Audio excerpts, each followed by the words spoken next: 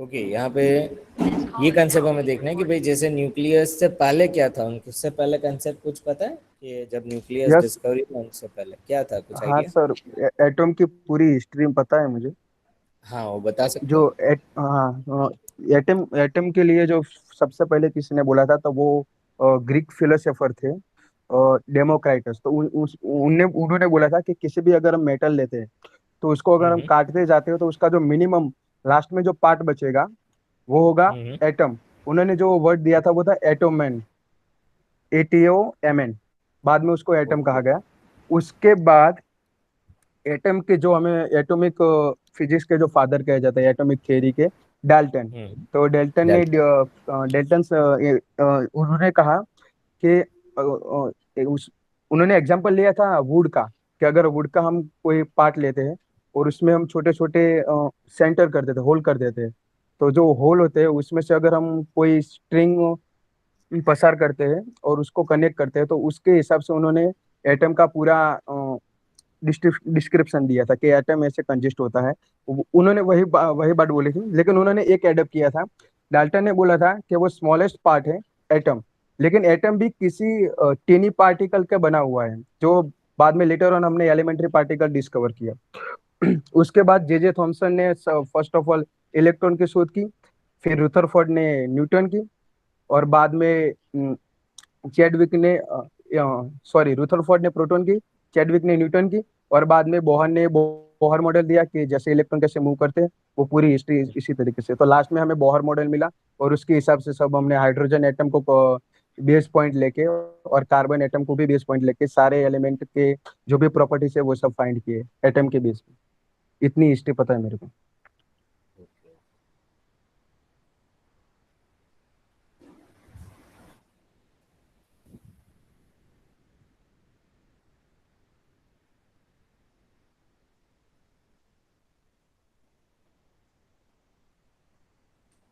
Okay, good. बाकी students, थोड़ा nuclear physics से पहले जो था, बिफोर 1900, जैसे न्यूक्लियस डिस्कवर किया गया रुदरफोर्ड ने, तो उनसे पहले प्लंग पुडिंग मॉडल था। तो प्लंग पुडिंग मॉडल का कंसेप्ट कैसे था कि जैसे अभी हम कह रहे हैं कि सेंटर पे पॉजिटिव चार्ज है, प्रोटॉन न्यूट्रॉन है, और आउटसाइड इलेक्ट्रॉन रिवॉल्व कर रहे हैं, वैसा कंसेप्ट नहीं था। तो नियर टू 1900 और उनसे पहले कंसेप्ट था कि पॉजिटिव नेगेटिव चार्ज एक साथ एक बंडल में है, मतलब इन एटम पॉजिटिव जितने उतने नेगेटिव चार्ज साथ साथ डिस्ट्रीब्यूशन किए गए हैं। अब वैसा का कंसेप्ट उसे प्लंग पुडिंग मॉडल कहते थे, कि एक साथ सब ये कंसेप्ट है। अब जब रुदरफोर्ड एक्सपेरिमेंट कर रहे थे, एक्सपेरिमेंट से ही उन्हें पहले तो ये क्वेश्चन राइज हुआ that he perform the experiment of scattering. उन्होंने गोल्ड फॉइल लिया और वहाँ पर उन्होंने अल्फा पार्टिकल्स बोmbardमेंट किया। अब अल्फा पार्टिकल से जो हीलियम न्यूक्लियस उन्होंने बोmbard किया, तो वहाँ पर उन्होंने देखा कि ये जैसे ही गोल्ड फॉइल से जा रहा है तो स्कैटरिंग हो रहा है वहाँ पर। स्कैटरिंग मतलब फॉरवर्ड स्कैटरिंग भी हो रहा है, बैकवर्ड स्कैटरिंग भी हो रहा है, उनको अल्फा पार्टिकल्स बैक स्कैटर्ड हुए दिखे। अब उन्हें क्वेश्चन राइज हुआ कि भाई ये प्लंग पुडिंग मॉडल है, पॉजिटिव नेगेटिव चार्ज। अब अल्फा पार्टिकल तो पॉजिटिव चार्ज है, अल्फा पार्टिकल्स को हम कहते हैं हीलियम न्यूक्लियस से हम कंपेयर करते हैं, उसका एटॉमिक नंबर 2 है, मास नंबर 4 है। अब इतना हैवी पार्टिकल्स है और वो स्कैटर्ड हो रहा है। प्लंग पुडिंग मॉडल जब अप्लाई करते हैं तो आप प्लस माइनस चार्ज साथ में है, तो या तो थोड़ा रिपल हो अट्रैक हो, स्कैटर्ड नहीं हो पाएगा बाय अप्लाइंग दिस मॉडल। अब उन्होंने वही कंसेप्ट पढ़ा, फिर उन्होंने फिर से अपना थोड़ा दिमाग लगाया, फिर जैसे ही आप सब स्टूडेंट्स घर पे रिसर्च व्यू से देखते रहते हो कि भाई ये कैसे होगा, तो फिर उन्होंने देखा कि भाई सेंटर न्यू ऐसा कोई पॉजिटिव होगा, तब जाके ये पार्टिकल स्कैटर्ड हो सकता है। If the plunge pudding model applying positive negative, तो ये पॉसिबल नहीं। तो फिर ये कंसेप्ट से फिर उन्होंने अपने रिसर्च पेपर 1909 फर्स्ट पेपर जो था उनका वहाँ पर अबाउट स्कैटरिंग पेपर, तो उन्होंने बताया कि भाई हाँ, ये वहाँ पर कंसेप्ट दिया है कि ये फिनोमेनन से स्कैटर्ड हो रहे। फिर तो सभी पीपल को क्वेश्चन राइज हुआ कि ये एक जैसे कि ये थियरी गलत आई plum pudding model, then the people got focus कि भाई हाँ, ये मतलब उसे गलत नहीं करना था, बट उनके कंसेप्ट उन्होंने रखे कि भाई पॉसिबल है कि ये हो सकता है, सेंटर पे positive charge and outside electrons are revolving.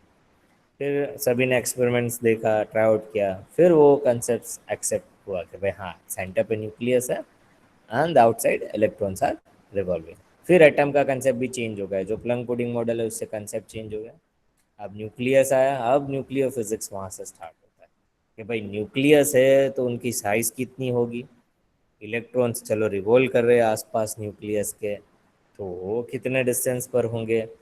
अब वो concept starts, question rises in between the scientist, people को वही क्वेश्चन राइज हुआ, इंजीनियर्स हो, पीपल्स हो, कि भाई एक्सपेरिमेंट्स में इन्होंने बता तो दिया, अब न्यूक्लियस की साइज कितनी होगी। एटम तो मान रहे थे कि उनकी वेरी वेरी नियरली वो डिस्कवर भी हो चुका था, 10⁻10 मीटर है एमस्ट्रॉन्ग के आसपास। लेकिन अब न्यूक्लियस कितना होगा, उससे छोटा तो है। अब वो कितना छोटा है, उसके लिए ही दो तीन टेक्निक्स है। एक तो रुदरफोर्ड अल्फा स्कैटरिंग एक्सपेरिमेंट, उससे हम साइज मेज़र कर सकते हैं। Electron scattering experiment, neutron scattering experiment, तो अलग अलग एनर्जी के बॉम्बार्डमेंट कर रहे हैं और उससे उसकी न्यूक्लियर की साइज डिस्कवर की, भाई साइज कितनी है। तो वो पूरा कैलकुलेशन पार्ट है, कंसेप्ट हमें वो देखना है। तो अभी तो आज फर्स्ट इंट्रोडक्टरी लेक्चर है, आज मैं अभी कोई आपको बोर्ड वर्क या तो अभी मैं नहीं बता रहा हूँ, जस्ट आज हमारा डिस्कशन सेशन है कि ये किस तरह से न्यूक्लियर फिजिक्स का स्टार्टअप हुआ 1909 से, और कैसे कैसे वहाँ पर डिस्कवरी के प्लेस हुआ, फिर साइजेस उनकी फाइंड आउट किया गया वो स्कैटरिंग एक्सपेरिमेंट से। फिर अंदर अभी फिर से क्वेश्चन राइज हुआ, वो क्वेश्चन राइज हो रहा था भाई, एक एक्सपेरिमेंट है कि भाई प्रोटॉन का डिस्कवरी नहीं हुआ था, मतलब प्रोटॉन का डिस्कवरी हो गया था in that neutron not discover, proton in the centre and outside electron, उतना ही कंसेप्ट आया था।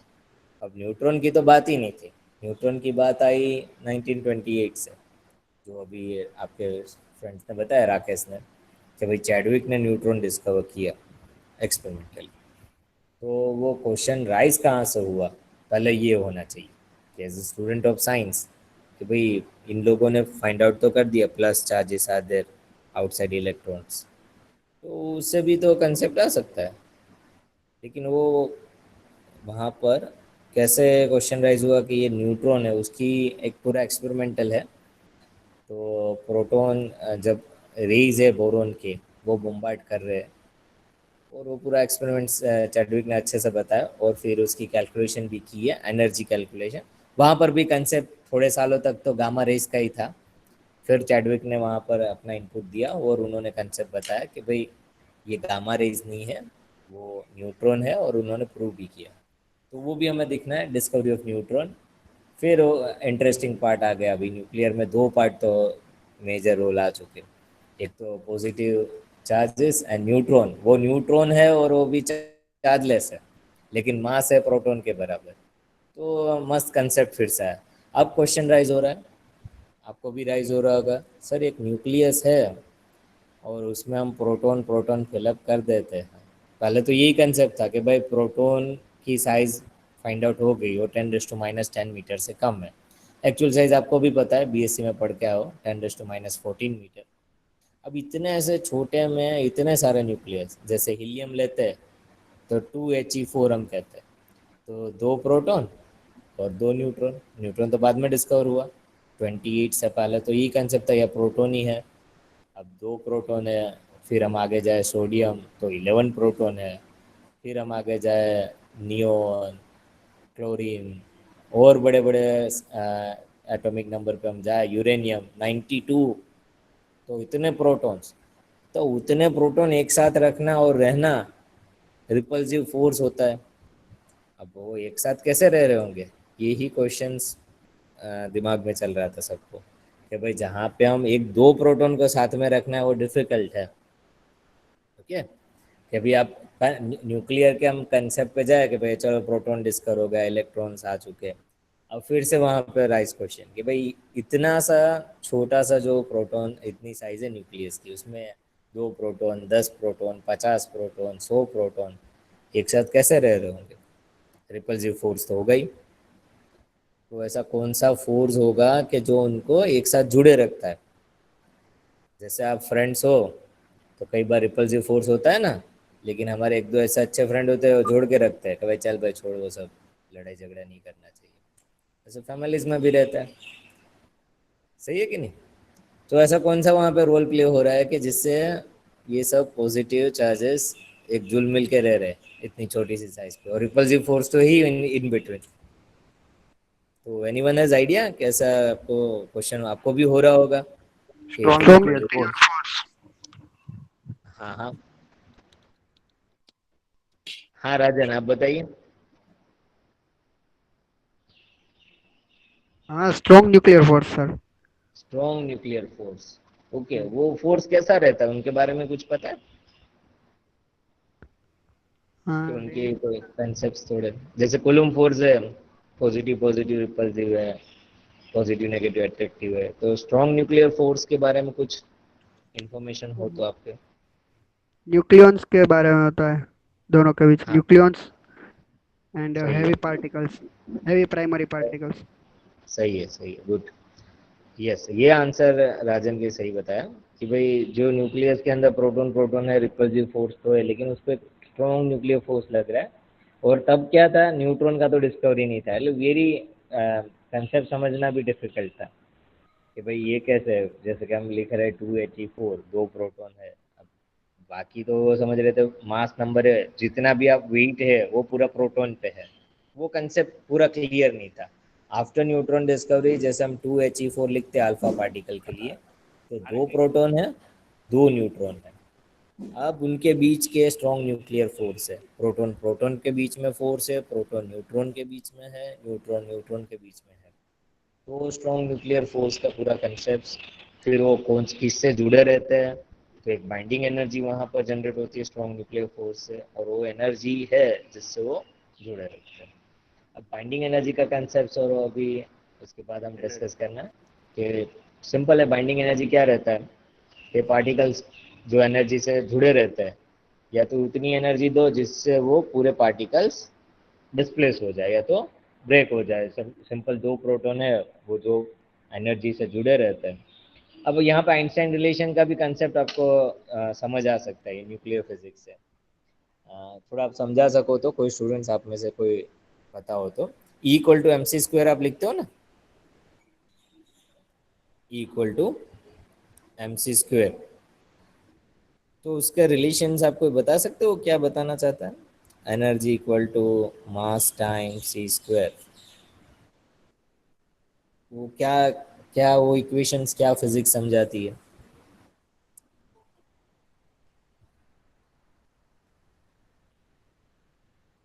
मित्तल आप बता सकते हो? आइंस्टाइन का जो रिलेशन है E = mc²।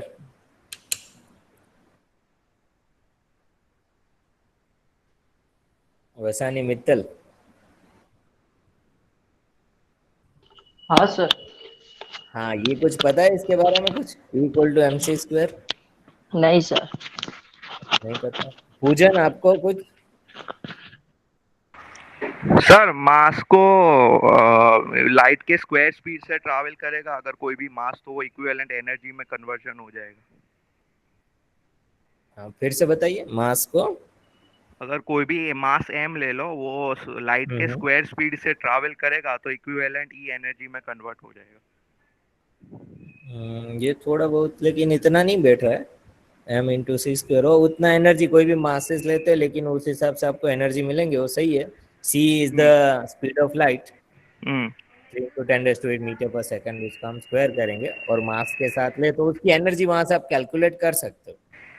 Yes sir. Suppose आप न्यूक्लियस ले रहे हो, उसका एटॉमिक मास यूनिट। हाँ, और एक ये कंसेप्ट अभी हम लेंगे। अभी इसको आप और किसी स्टूडेंट्स को पता है कुछ कंसेप्ट इनके रिलेटेड, E = mc²? आप शेयर कर सकते हो, कोई नया आइडिया आपके पास पता हो? Any other students? कृपा बेन? सर उसमें जो सी यूज किया है हमने, वो उसका मतलब लाइट स्पीड ही होता है या कोई भी वेलोसिटी ले सकते हैं? c is a speed of light, okay. 3 × 10⁸ metre per second, वो ओके। फिक्स स्टैंडर्ड वैल्यू है। c वही है, स्पीड ऑफ लाइट। ओके। कोई बताना चाहते हैं कुछ इसके रिलेटेड? देखो ये कंसेप्ट है अभी अभी यहाँ से आप न्यूक्लियर फिजिक्स के टर्म से आप समझ सकते हो ये रिलेशंस, और हम आगे कहीं बहुत पूरा यही रिलेशंस डिस्कस करेंगे, उससे सब डेरिवेशंस भी होंगे। अभी जैसे कि आप दो प्रोटॉन है, अब प्रोटॉन प्रोटॉन के बीच में मैंने बताया कि क्वेश्चन था कि भाई रिपल्सिव फोर्स तो होगा। चलो अभी हम 1928 के बाद आ जाते हैं कि भाई न्यूट्रॉन भी डिस्कवर हो चुका है।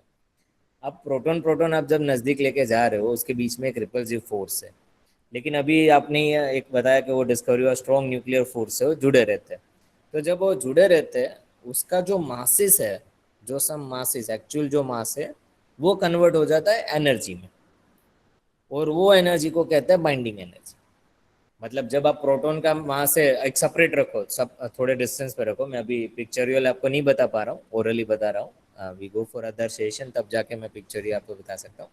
आप दूर रखिए दोनों प्रोटॉन को एक पर्टिकुलर डिस्टेंस पे, अब नज़दीक लाते जाओ नज़दीक लाते जाओ, तो उसका जो मासिस है, एक्चुअल जो मास था, जैसे कि उसका मास है हम 1 AMU 1.00867886 AMU है। आप जब नज़दीक लाओगे तो जब जुड़ जाएंगे तो वो एक्चुअल जो मास है वो कम हो जाता है, और मास जो कन्वर्ट हो जाता है वो एनर्जी में चला जाता है। तो वो कंसेप्ट हम कहते हैं कि वो बाइंडिंग एनर्जी से जुड़े रहते हैं, और वो बाइंडिंग एनर्जी जो है न्यूक्लियस की हाईएस्ट होती है compare to atomic binding energy. Atomic binding energy होती है वो इलेक्ट्रॉन वोल्ट में होता है, किलो इलेक्ट्रॉन वोल्ट, लेकिन जब आप न्यूक्लियर बाइंडिंग एनर्जी कैलकुलेट करोगे तो वो मेगा इलेक्ट्रॉन वोल्ट में आती है। तो पहले तो आपको कंसेप्ट आज के लिए आपको ये क्लियर करना होगा कि इलेक्ट्रॉन वोल्ट होता क्या है, what is binding energy, what is AMU. जैसे कि न्यूक्लियर के आप बुक्स देखोगे, या you study also in BSc, कि आप देखोगे कि उनके मासेस रहते हैं वो एटॉमिक मास यूनिट लिखा रहता है, एटॉमिक मास यूनिट एएमयू। तो वो भी हम एक थियरी पढ़ेंगे कि एटॉमिक मास यूनिट जो लिखते हैं वो क्या सही है, लिख सकते हैं हम, तो हाँ लिख सकते हैं, उसको हम डिराइव करके भी बताएंगे कि atomic mass unit is valid, AMU में हम लिख सकते हैं। जैसे कि आप हीलियम लेते हो, आप लिखते हो 2He4, लेकिन आप बुक में देखना उसको 4.000 समथिंग कुछ 26 AMU ऐसा कुछ लिखा होगा, तो वो रियली एक्चुअल मास है। अब जब वो आता है उस हम बाइंडिंग एनर्जी कैलकुलेट करेंगे कि एक्चुअल मास है और मास डिफेक्ट क्या है, मास चेंजेस इनटू द एनर्जी। तो यहाँ पर जो हमारा आइंस्टाइन का रिलेशन है E=mc², वो पूरा हम लिक्विड ड्रॉप मॉडल पूरी जो थियरीज है derivation Wester semi empirical mass formula, वो कंसेप्ट हम अप्लाई करेंगे E=mc²। तो ये आप थोड़ा समझ सकते हो कि ये रिलेशंस कैसे हम यहाँ पे अप्लाई कर सकते हो। एक कंसेप्ट है कि आप एनर्जी कैलकुलेट कर सकते हो, कोई भी मासेस वाला पार्टिकल है ×c² से उस स्पीड से जाएगा जो पूजन ने बताया, उससे आप एनर्जी भी उसकी बता सकते हो, तो उतनी एनर्जी से वो मूव कर सकता है इन फ्री स्पेस और इन अ वैक्यूम और इन सम एयर मीडियम, उसकी अलग अलग रहेगा कंसेप्ट। ओके, तो बहुत सारे कंसेप्ट हैं न्यूक्लियर फिजिक्स, ऐसा तो डेप्थ भी उसकी बहुत सारी अच्छी है, और बहुत सारे साइंटिस्ट इंजीनियर्स और उनकी करंट सिनारियो भी आप देखोगे तो ज़्यादा से ज़्यादा न्यूक्लियर पे रिसर्च भी ज़्यादा अच्छे हो रहे हैं। हमारे न्यूक्लियर रिएक्टर भी उससे हम एनर्जी जनरेट कर रहे हैं, और फ्यूज़न भी है फ्रीजन भी है। अब फ्रीजन इजी है ह्यूमन बींग के लिए, ओके, और प्लाज्मा है वो फ्यूजन का कंसेप्ट है। न्यूक्लियर रिएक्टर में तो सक्सेस हो ही गए, फ्यूजन क्या है, तोड़ना है, तोड़ना इजी रहता है कि दो न्यूक्लियस को तोड़ के एनर्जी जनरेट करना, और ह्यूमन का ये नेचर पहले से रहता है, आज से नहीं है। तो तोड़ना तो इजी है, लेकिन जोड़ना जो है फ्यूजन करना, वो सन पे हो ही रहा है। आप देख रहे हो अभी एस्ट्रोफिजिक्स में आप पढ़ोगे भी, जो भी स्टूडेंट्स एस्ट्रो लेंगे, सन पे फ्यूज़न हो रहा है। अब फ्यूज़न कैसे होना, फ्यूज़न के लिए कितनी एनर्जी देना, दो पार्टिकल को जोड़ के एनर्जी क्रिएट करना, is a very very difficult, क्योंकि जोड़ना के काम ऐसे भी हम देखते हैं कि भाई पूरे देश को जोड़े रखना, घर को सभी जगह जोड़े रखना, फ्यूज़न तुरंत हो जाता है, फ्यूज़न करना डिफ़िकल्ट है। तो फ्यूज़न हमारे जो साइंटिस्ट है इंजीनियर्स है, प्लाज्मा रिसर्च सेंटर जो है हमारे, करोड्स ऑफ रुपीज़ वहाँ पर इन्वेस्ट हो रहे हैं, वो पैसे हमें नहीं देखना है, लेकिन पीपल किस लिए ये कर रहे हैं प्लाज्मा में रिसर्च, तो एनर्जी जनरेशन का मेन कंसेप्ट है कि हमें एनर्जी चाहिए, the growth of our country और growth of our human being और ग्रोथ ऑफ आवर ग्लोबल, वो हमें एनर्जी फ्री ऑफ और अच्छे से मिले, उसके लिए ये स्टार्टअप करे कि सन जैसा ही हम अर्थ पे कोई ऐसा फ्यूज़न रिएक्टर बना दे तो कंटिन्यूअस एनर्जी मिलती रहे, जैसे सन बिलियंस ऑफ ईयर्स से हमें एनर्जी दे ही रहा है, तो वो एनर्जी को हम बेटर वे यूटिलाइज कर पाए। तो उसमें भी डिफिकल्ट 10% सक्सेस मिला है। People try and try, success का मतलब अभी ट्राई तो कर ही रहे सभी जगह पे। सक्सेस हो जाए तो हमारे फ्यूचर जनरेशन के लिए अच्छा ही है। फ्यूजन तो हो ही रहा है, फ्यूजन रिएक्टर से एनर्जी जनरेट कर ही रहे। फ्यूजन से मिल जाए तो कंटिन्यूस एनर्जी, जैसा सन है हमारे वैसा ऐसा सोर्स बन जाए तो एनर्जी जनरेट कर पाए। मेन क्वेश्चन ये है। बाकी तो बहुत सारी एप्लीकेशन है प्लाज्मा फिजिक्स की, पूरा एस्ट्रो स्टडी करना है तो प्लाज्मा के कंसेप्ट चाहिए, और बहुत सारे एप्लीकेशंस भी वहाँ पर है प्लाज्मा के। तो हम समझ सकते हैं प्लाज्मा आपका नेक्स्ट सेमेस्टर होगा लास्ट सेम में, तो बहुत इंटरेस्टिंग है, और उनके भी कई बार क्वेश्चन आ जाते हैं एंट्रेंस एग्जाम में, तो इंटरेस्टिंग पॉइंट ऑफ व्यू। तो फ्यूज़न एंड फ्यूज़न के बारे में भी पढ़ेंगे, उसके कंसेप्ट। तो उससे पहले ये हमारा पूरा बैकग्राउंड पढ़ना होगा कि न्यूक्लियर फिजिक्स का न्यूक्लियस कंसेप्ट हमें पूरा, उसके लिए कल से हम वी ट्राई कि थोड़ा पेन पेपर वर्क हो या बोर्ड वर्क पे हम आपको समझा पाए, बस हमें ट्राई आउट करना है। आज तो ओरल डिस्कशन कर रहा हूँ मैं, ज़्यादा आज इनपुट नहीं दे पा रहे कि हम आपको क्लियरली हो। कुछ पेन पेंसिल वर्क हो या बोर्ड वर्क हो तो हम समझा पाए, अच्छा रहेगा, और ट्राई आउट करेंगे वो सेशंस पे। अभी के लिए आपके कोई क्वेश्चन हो तो बताइए। 10:45 हुआ है, 5 मिनट आपको भी रेस्ट मिले सेकंड लेक्चर से पहले।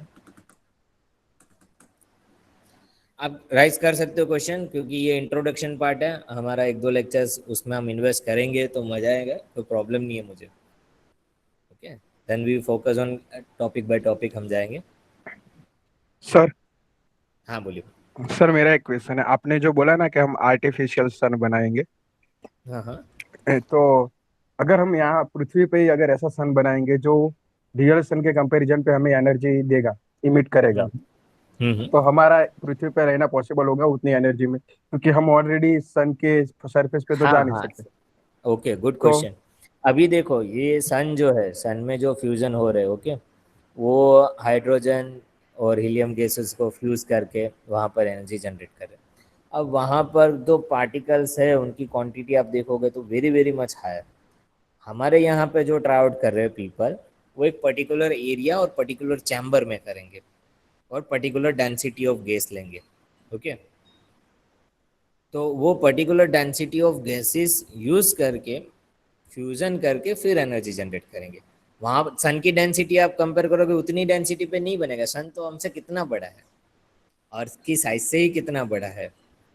तो आपको करना क्या है, वहाँ पर यहाँ पर एक चैम्बर लेंगे, एक पर्टिकुलर, सपोज कि हमारा ये कॉलेज एरिया है या तो ये बिल्डिंग है, तो उतनी पर्टिकुलर साइज का चैम्बर लेंगे, उसमें गैस फिलअप करेंगे, जो जिस गैसेस को फ्यूज कराना है, जिससे एनर्जी जनरेट करना है, और उसको फिर कंट्रोल करना होगा। अब फ्यूजन कराना उसके पूरी टेक्निक्स अलग अलग है। आज तो टोकोमेक आ चुका है, पहले मैग्नेटिक मिरर यूज हो रहे थे। अब मैग्नेटिक मिरर के बाद एडवांस जो आया है वो टोकोमेक है। जैसे अब आप ओपन हुआ हमारा सेशन यहाँ पे, जब आप कॉलेज आने लगो तो आईपीआर का प्लान तो नेक्स्ट लास्ट सेम में था ही, तो आपको हम वहाँ पे बताएंगे कि किस रीजन में कितने एरिया पे वो काम कर रहे हैं। तो इतना एनर्जी कंट्रोलेबल के लिए ही ये क्वेश्चन है कि उसको कंट्रोल कैसे करना है। इतना हायर लेवल पे डेंसिटी पे एनर्जी जनरेट नहीं कर रहे, लो लेवल पे जिससे हम एनर्जी जनरेट करें और regular day to day life में हम यूज़ कर पाए। तो उसके लिए तो इंजीनियर्स और साइंटिस्ट ध्यान रख ही रहे कि भाई इतना हाई एनर्जी भी एक्सप्लोजिव ना हो जाए कि वो हम कंट्रोल ना कर पाए। तो मेन क्वेश्चन है कंट्रोलेबल, और मेन वहाँ पर डिफिकल्टीज है कंटिन्यूस एनर्जी जनरेट करना, क्योंकि वो लेवल पे फ्यूजन कर दिया और फ्यूजन्स को कंट्रोल करना, फ्यूजन होता ही रहे, वो डिफिकल्टीज होने, और कई सारी डिफिकल्टीज होगी, but as per my knowledge ये डिफिकल्टीज होने फाइंड हो रही। Yes sir. Clear? Yes sir. Okay, other question कोई स्टूडेंट्स? पूछिए पूछिए, मन में कोई आया हो क्वेश्चन, या तो कोई आपका छोटा मोटा डाउट हो पूछ सकते हो। नकुम, कोई क्वेश्चन है भाई?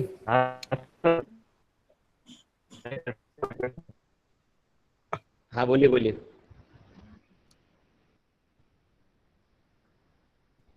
नकुम, शायद नेट कनेक्शन में उन्हें प्रॉब्लम लग रहा है, आ रहा है उसका आवाज। हाँ नकुम, कोई क्वेश्चन? नहीं नहीं, कोई क्वेश्चन नहीं सर। कोई नहीं। आप कुछ बता सकते हो? आप न्यूक्लियर के ले रहे थे ना लेक्चर इन फ्री टाइम में? जी सर, ले रहा है। हाँ सर। हाँ, तो आपको ऐसा लगे कि कोई टॉपिक भी आपको बताना है, शेयर करना है, तो फ्री, ओके, क्लास सेशन में आप बता सकते हो, और मुझे एडवांस में भी बता दोगे तो भी मैं आपके एक सेशन रखूंगा कि ये भाई ये नकुम या तो ये कोई भी स्टूडेंट्स हो आपकी क्लास से कि भाई ये शेयर करना चाहता है नॉलेज, तो आप कर सकते हो। इसमें फ्रीडम है, कोई हाँ बंधन सर, नहीं जो है। बाइंडिंग एनर्जी वाला था ना टॉपिक, कौन सा? वो तो राकेश, बाइंडिंग एनर्जी का टॉपिक था ना, हाँ हाँ। न्यूक्लियस का और बाइंडिंग, तो राकेश के पास रिकॉर्डिंग है और उसकी यूट्यूब चैनल पे, तो बेसिक उस पे रखे हुए, इसलिए लगभग स्टूडेंट को हेल्प होगी जिसे हाँ देखना सही चाहे। है। हाँ हाँ सर, वो वो भी सब अगर आप, टॉपिक उसने कवर कर दिया सर, वो एएमयू वाला कि हम कैसे कैलकुलेट करते हैं, हाँ ये हाँ R is equal to R naught A wrist वाला, ए रिस्ट 1/3 हाँ हाँ, वाला, वो सही है। सब टॉपिक उसने कवर कर लिया ऑलरेडी। वो तो वीडियोस भी उसमें है यूट्यूब पे। ओके हम ओके। डायरेक्टली शुरू कर सकते हैं थर्ड से, इसलिए। हाँ तो अच्छा है, वो भी जो भी आपके फ्रेंड्स हैं उन्हें हेल्प मिलेगी आपके जो लेक्चर्स बनाए आपने, तो साथ साथ भी आपको कोई और लगे टॉपिक्स तो भी आप बता सकते हो, ओके। और हम ओके जो सर। लिंक है वो क्लासरूम में एक साथ हम शेयर भी करेंगे, जो भी स्टूडेंट्स को देखना है वो आपके वीडियोस देख सकेंगे। न्यूक्लियर कौन पढ़ा रहा था आप में से? राकेश पढ़ा रहा था, आप पढ़ा रहे थे?